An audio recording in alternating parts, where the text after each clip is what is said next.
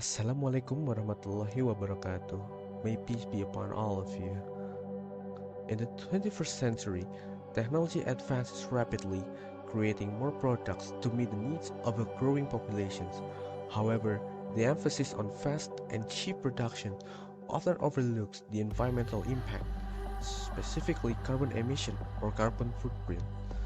These emissions are major contributors to global warming and climate change, which can have catastrophic effect on the planet and humanity. Here, I'm trying to raise awareness about the significance of considering carbon footprint in manufacturing. First, from the business owner's perspective. Business owners should try as best to adopt greener production methods and policies. Researchers should seek ways to make invention and breakthroughs with minimal carbon footprint, or better, offset it. Government should support the global efforts to reduce carbon footprint.